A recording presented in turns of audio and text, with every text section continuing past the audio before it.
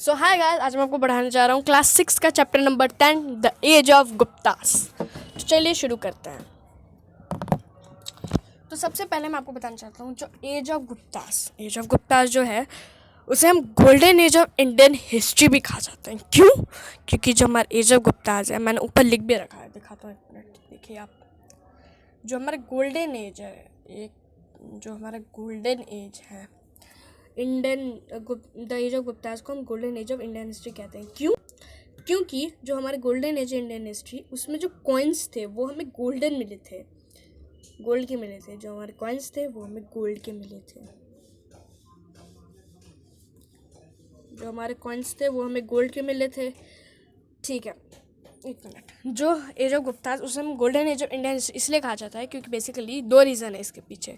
एक तो जो हमारा गोल्डन जो एज ऑफ गुप्तास है उसमें हमें ना क्या कहते हैं, कॉइन्स जो थे वो गोल्ड के मिले थे। यानी जब आर्कियोलॉजिस्ट सर्च कर रहे थे तो हमें जो गोल्डन एज में जो कॉइन्स मिले थे वो गोल्ड के मिले थे। अब गोल्ड के मिले थे यानी इससे ये पता चलता है कि जो एज ऑफ गुप्ता है उसकी जो इकोनॉमी है वो रिच होगी। पक्का तो इकोनॉमी रिच होगी। अब गोल्डन एज है तो वहाँ पे इकोनॉमी तो वहाँ की रिच ही होगी। अब तो उसके बाद उसका दूसरा रीज़न ये है कि जो हमारे गोल्डन एज इंडियन हिस्ट्री वो जो था एक पीरियड था जिसमें जो एक रिमार्केबल प्रोग्रेस मिला था हमें। किसके फील्ड में?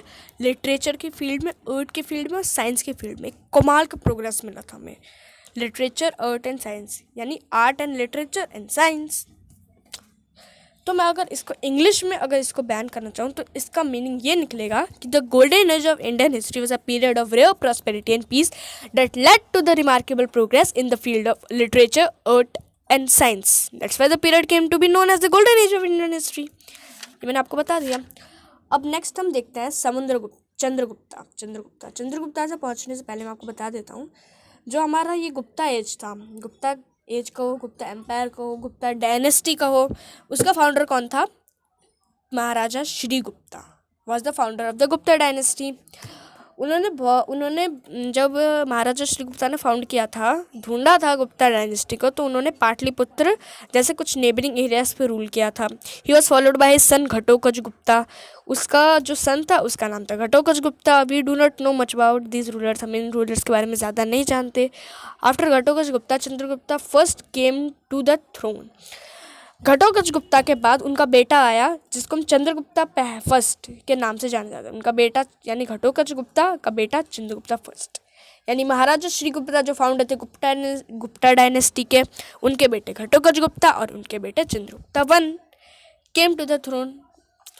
He was the first ruler to raise the power and prestige of the Gupta dynasty. He adopted the time of Maharaja Adhiraja, यानी जो हमारे ये चंद्रगुप्ता फर्स्ट जो थे वो सबसे पहले रूलर थे। अभी तक कितने रूलर हो गए हमारे? एक तो महाराजा श्री गुप्ता हो गए, एक घटोत्कच गुप्ता हो गया, ये तीसरा रूलर थे कौन? चंद्रगुप्ता फर्स्ट। ये सबसे पहले रूलर थे जिन्होंने रेज की थी पावर और प्रेस्टीज ऑफ गुप्ता डायनेस्टी। उनकी पावर और प्रेस्टीज इतनी ज़्यादा उन्होंने रेज कर दी कि उन्हें एक टाइटल के नाम से जाना जा रहा, जिसे हम महाराजा अधिराजा भी नाम से बुलाए जाते। देखिए, he adopted the title of Maharaja Adhiraja. ठीक है। उसके बाद Chandragupta first rule for 320 AD to 335 AD।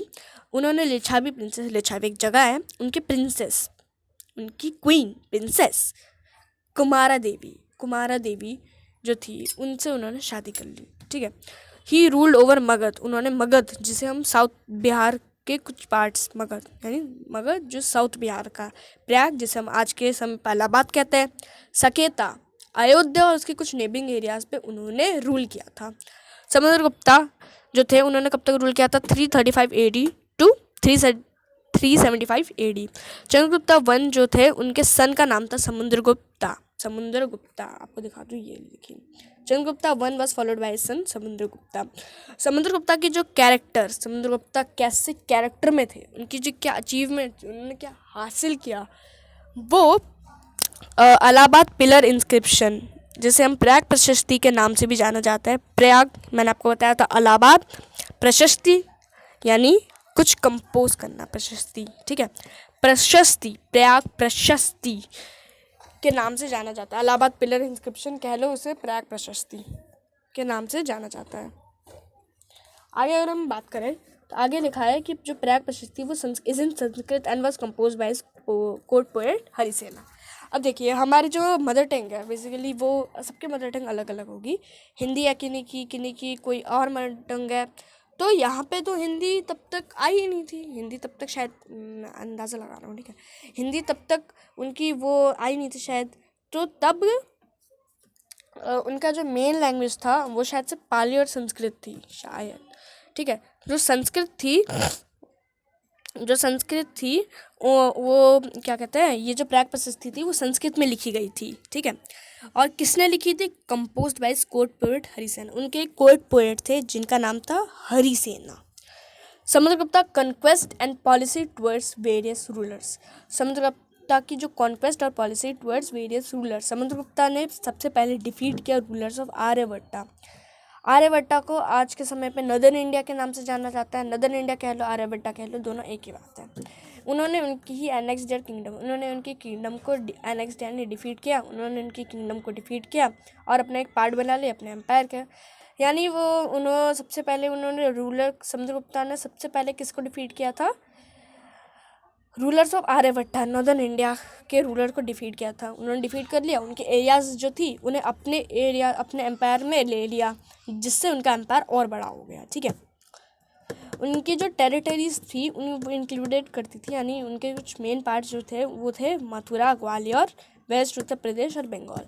Second था Samudragupta then march to south India. Samudragupta then march to south India, new south India का। एक मिनट, नेक्स्ट पेज निकालना पड़ेगा इसके लिए।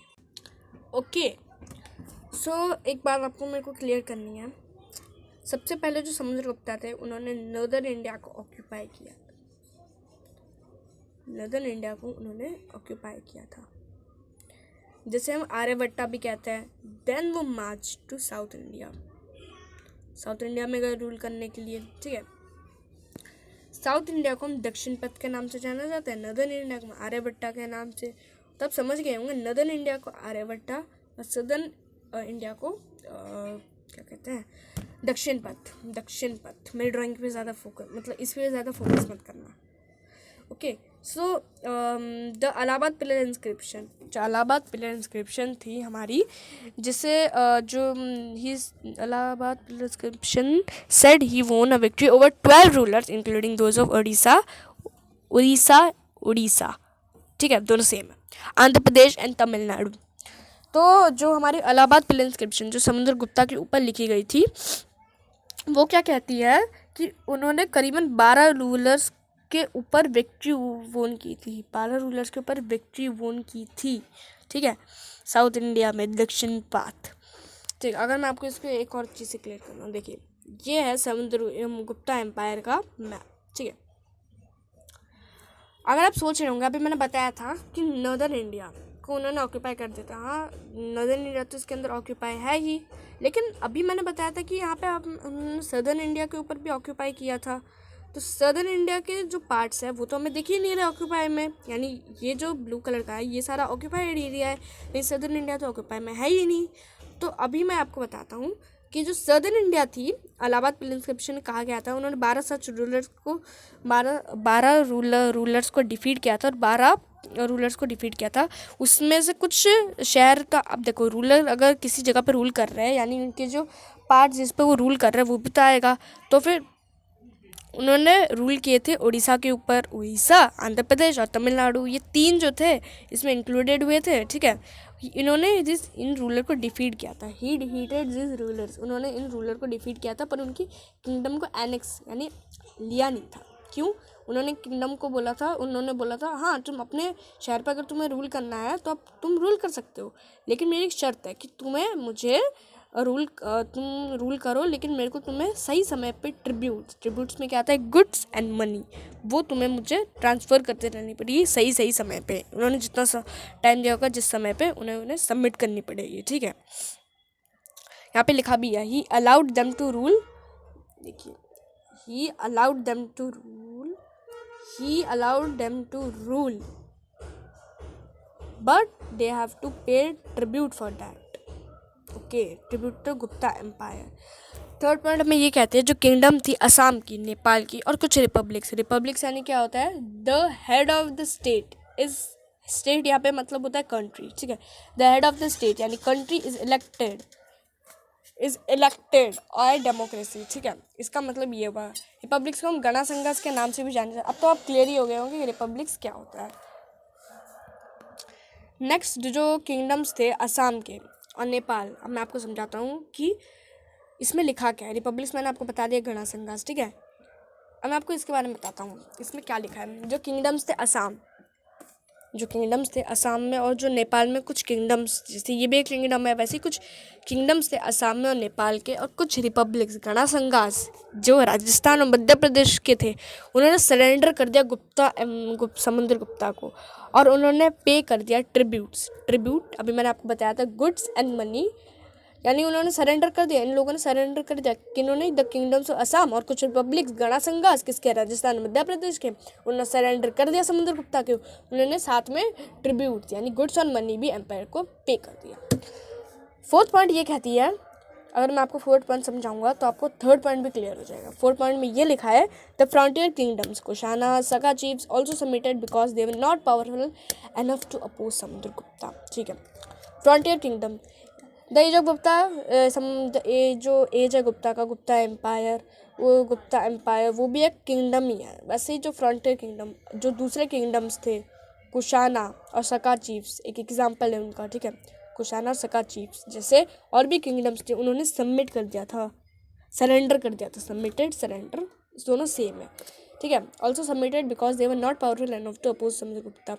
अब समुद्रगुप्ता ने तो बहुत सारे लोगों को डिफीट किया है। जिस भी वॉर में जाते थे, मैं आपको एक बात बता रहा हूँ, जिस भी वॉर में वो जाते थे सब में वो विक्ट्री हासिल करके ही आते थे। अब उन्होंने सोचा कि अगर सब में तो जाते हैं तो हमारी किंगडम ऐसा क्या है कि वो हमें डिफीट ना कर पाए, तो उन्होंने सरेंडर कर दिया उनको, क्योंकि चाहते नहीं थे कि या तो मेरी जान जाए या तो यहाँ से कुछ डिस्ट्रक्शन हो बहुत ज़्यादा जिससे मेरे किंगडम के ऊपर असर पड़े। तो उन्होंने चुपचाप उनको सरेंडर कर दिया समुद्रगुप्ता को। अब दोनों पॉइंट आपको क्लियर हो गए हों कि उन्होंने किस लिए सरेंडर किया। इसमें उन्होंने ट्रिब्यूट्स और गुड्स के बारे में लिखा नहीं है, जैसे थर्ड पॉइंट में लिखा था उन्होंने ट्रिब्यूट्स और गुड्स भी पे की थी, इसमें तो नहीं लिखा उसके बारे में फिलहाल, अगर उन्होंने दिया हो शायद। नेक्स्ट हम देखते हैं।